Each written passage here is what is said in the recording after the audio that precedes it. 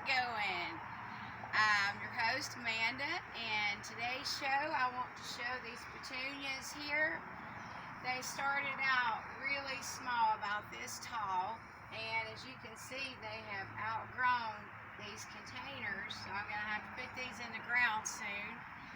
And for that, these are the old-timey petunias, and for those of you who did not know, you can take these out and dry them out in your windowsill, and these will be your seeds for next year for petunias. So I just wanted to share these with everyone, and I need to pick some of these and dry these out, and I hope to get these out in the garden, maybe perhaps out by the herb garden. So let's walk over here. I want to show everyone the banana pepper. It's only about this tall so far. I'll bring it up here just a little bit.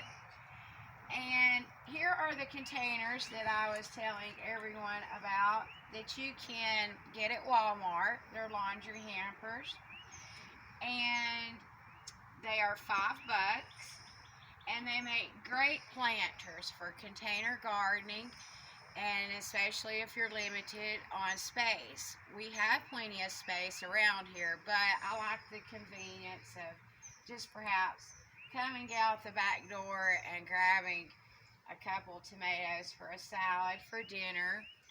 And we'll move over here, and what I have under here are some bricks, because anytime you have it on a concrete surface, you want to be sure and have it lifted off of the concrete or the rock, because it can dry out your dirt quicker, and it just helps with the aeration of the roots and all that. And over here I have some chives, and I have some more out in the herb garden, and if you want to come in closer you might can see these better.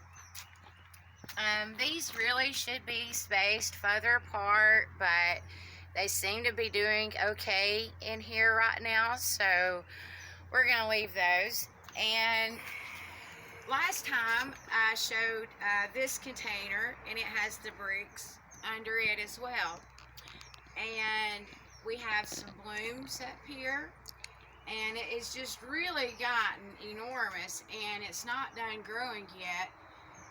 Last year it grew past the top of this cage here, so and you can come in closer and I'll show these blooms.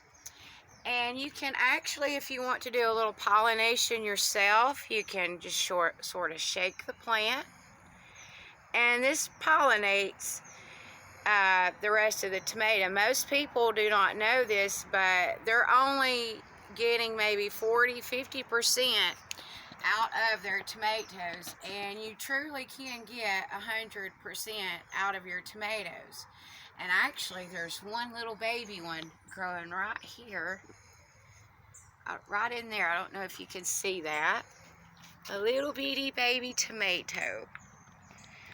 Wow, I'm so excited, I cannot wait. And these are the ruggards, by the way. Okay, next we're going to go over here, and here are the peppers. I do not have these in the ground yet.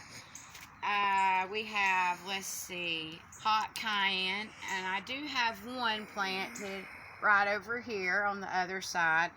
I just use this grill as sort of my plant table.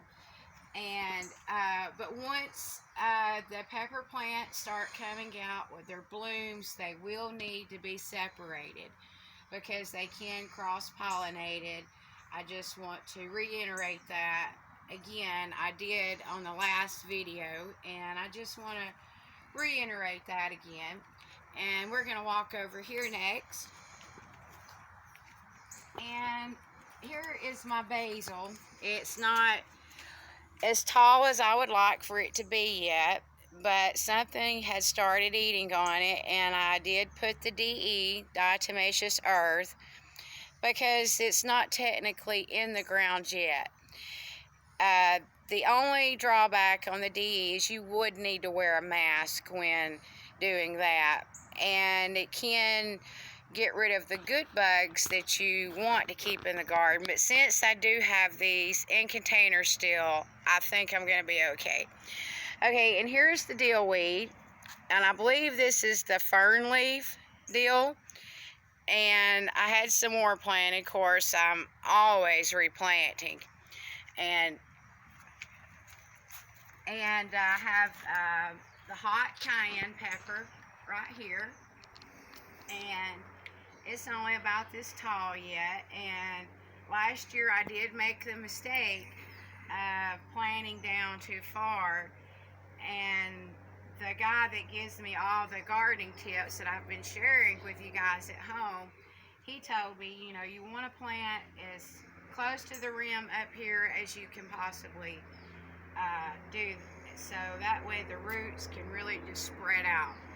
So, and stay right there, I'm going to grab, so far, I started using this year. This is the Miracle Grow Performance Organics. It's the aged compost. And this stuff has done really well for me. And on the back, it does not have any warnings.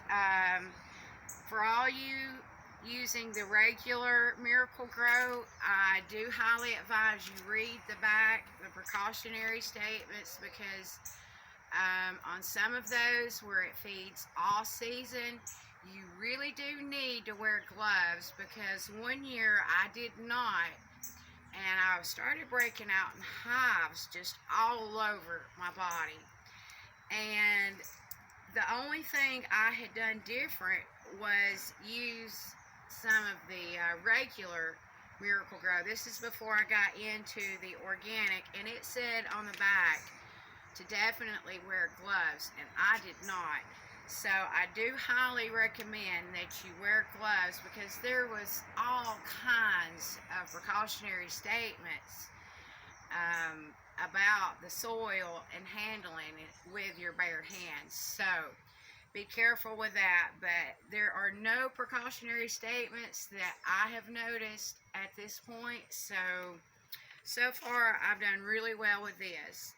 But I do wash my hands really good afterwards, you know, just to make sure.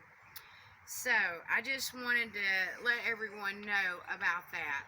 Okay, next I want to show some radishes up here. This is another idea for container gardening.